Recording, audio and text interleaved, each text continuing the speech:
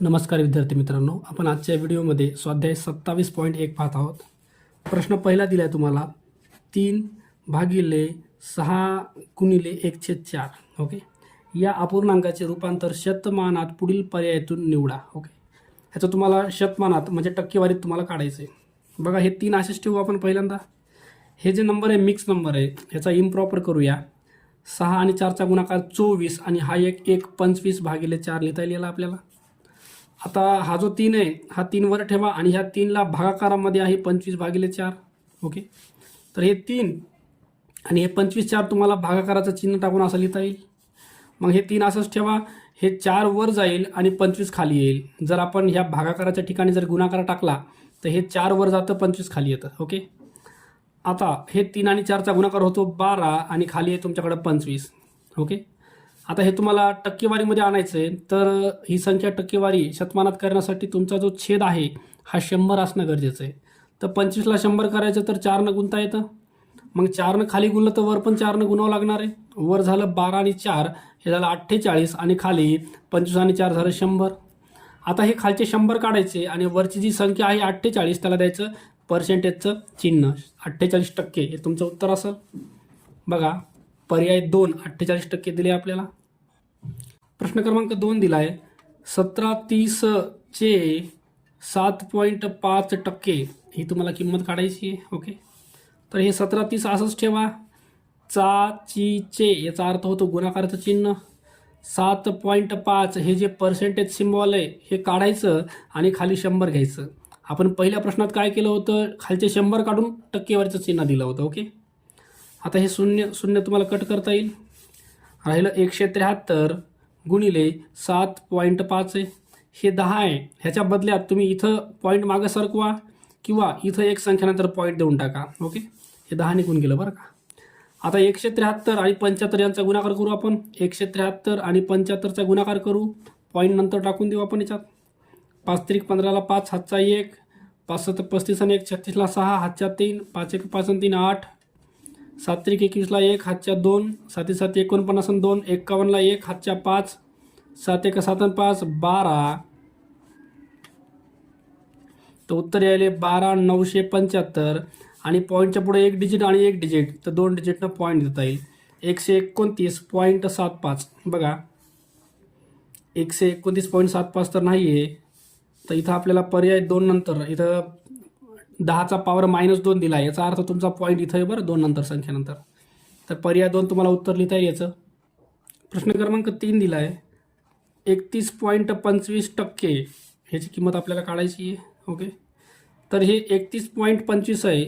टक्केवारीचं symbol काढून खाली मी 100 लिहितोय. ओके, आता याला काटाकाटी करायची आहे. हे पॉईंट 2 पुढं न्या.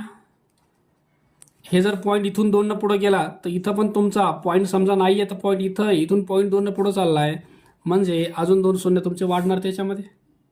आता करा ह्याला कॅन्सलेशन. बघा, 25 4 100, हे 2 शून्य लिहून टाकायलो.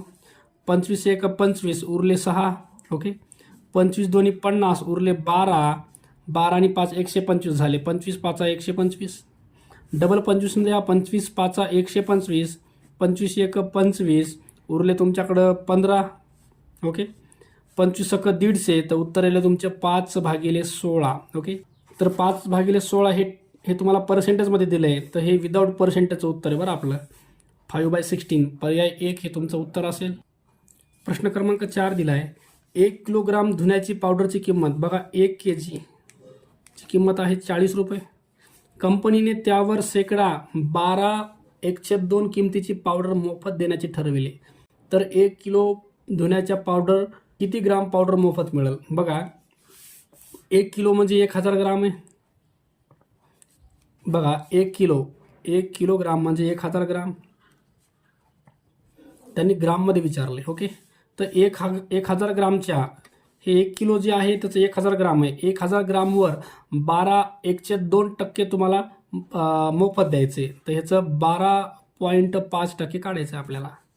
ओके, 12.5% म्हणजेच हे 1000 गुणिले 12.5 भागिले टक्के काढून 100 घ्या. ह्याला कॅल्क्युलेट करा. 2 शून्य कट होतील. 12.5नं जर याला गुणलं, कारण हे गुणाकारात आहे, गुणाकारात असलं तर पॉईंट तुमचा उजवीकडे सरकतो, भागाकारात असलं तर पॉईंट मागे गेला असता. तर हे 125 ग्राम उत्तर आले बरं तुमचं. 125 ग्राम. बघा पर्याय 1 हे उत्तर असेल. प्रश्न क्रमांक 5 दिला आहे. 5 लिटरच्या 2/1/2% काढायचे. 5 लिटर म्हणजे तुम्हाला मिलीमध्ये उत्तर दिले, तर याचं ml करा. 5000 ml च्या 2/1/2 म्हणजे 2.5% काढायचे. ओके, तर हे 5000 आहे तुमच्याकडं. 2.5 हे टक्के काढून खाली 100 घ्या. ह्याचे 2 शून्य कट करा. ओके, उरलं तुमच्याकडं 50 गुणिले 2.5. ओके, हे शून्य कटला, हा पॉईंट पुढं गेला म्हणजे 5 गुणिले 25 उरलंय आणि 25 5 125 हे तुमचं उत्तर असेल. 125 मिलीलिटर. Okay, 125 millilitre. पर्याय 1 हे उत्तर असेल. प्रश्न क्रमांक 6 दिला आहे. 240 लिटर दुधाच्या द्रावणात 8% मलईचे प्रमाण आहे. तर आपण याचं 8% काढून घेऊया. 240चं 8% म्हणजे 8/100. ओके, शून्य कट होईल. ओके, ह्याच्यामध्ये 8ने याला मल्टिप्लाय करा, गुणाकार करा. 8 चौक 32ला 2 हातचा 3, 8 2 16 3 19, 192 आणि खाली 10 आहे. या 10नं जर भाग दिला याला तर हे तुमचं 19.2 येतं. हे झालं तुमचं 240 लिटरचं 8%. तसं आपल्याला 160 लिटरचं 15% काढायचं, तर 15/100 घ्या. ओके, ह्याच्यामध्ये शून्य कट करता येईल तुम्हाला असा. ह्या दोघांना 5नं भाग द्या. 5 त्रिक 15, 5 2 10, 16 गुणिले 3/2. ह्या 2 याला द्या, 8 येतं. 8 त्रिक हे येतं 24%. ओके, बघा 240चं 8% काढलं, हे आलं 19.2 आणि 160चं 15% काढलं तर हे येतं तुमचं 24. ह्या दोघांची बेरीज करा. ह्या दोघांची बेरीज करू आपण. 19.2 आणि हे 24.0, तर तुमची बेरीज यायली 43.2 यायली बरं का. तर 43.2 हे आहे तुमचं ह्या दोन्ही मिश्रणातील एकूण मलईचं प्रमाण. ओके, तर एकूण दूध किती आहे ते बघूया आपण. तर एकूण दूध आहे 140 आणि हे 160. एकूण दूध आहे तुमचं 400 लिटर. ओके, तर 400 लिटरच्या 43.2 म्हणजे किती टक्के होणार आहे ते विचारले आपल्याला. ओके, तर इंटूमध्ये 100 घ्यायला गुणाकारात. ओके, शून्य कट होतील. चला, उरलेला भाग आहे 43.2. ह्याला आपल्याला 4नं भाग द्यायचा आहे. 4 1 4 हे छोटं आहे, शून्य घ्या. 4 1 4 हे छोटं आहे, शून्य घेतलं. आता हे पॉईंटला पॉईंट, हे 3 तुमचा इकडं आला आणि 4 8 32, तर हे आलं तुमचं 10.8. तर उत्तर आलं तुमचं 10.8. ओके, पर्याय बघू आपण.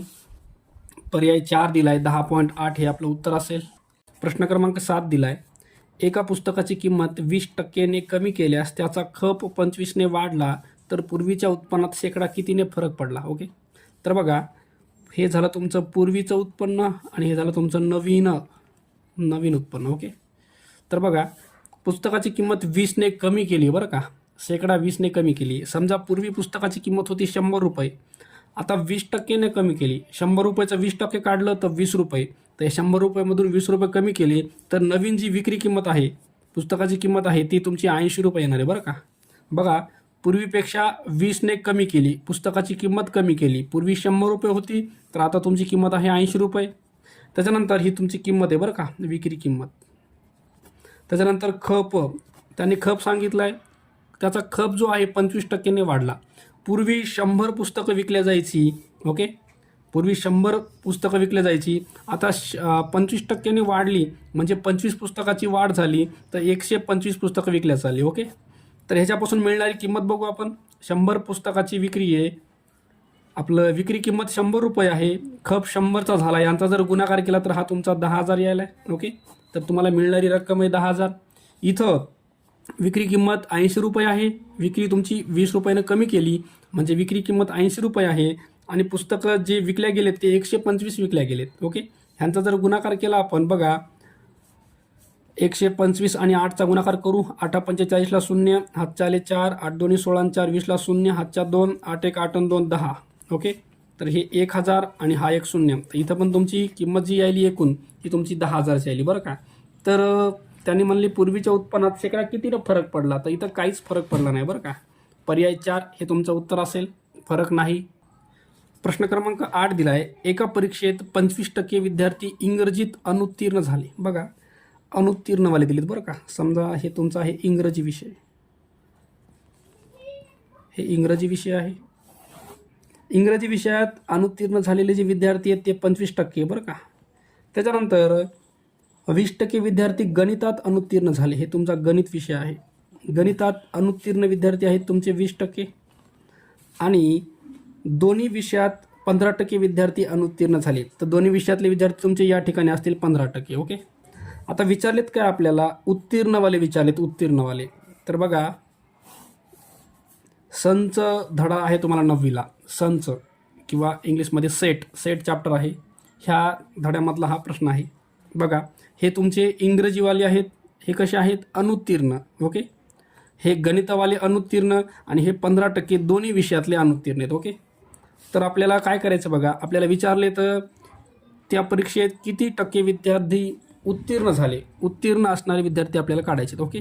तर आपण काय करू, सगळे विद्यार्थी किती अनुत्तीर्ण झाले ते काढूया. ओके. एकूण अनुत्तीर्ण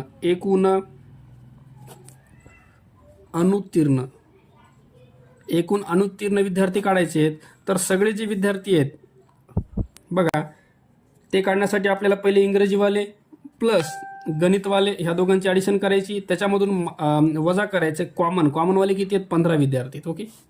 तर ह्यांची बेरीज करा, ह्यांची बेरीज आली तुमची 45, मधून कॉमनवाले 15 वजा करा, तर एकूण 30 विद्यार्थी जे आहेत का ते अनुत्तीर्ण झालेत. ओके. हे तुमचे 30 विद्यार्थी कसे आहेत, अनुत्तीर्ण आहेत.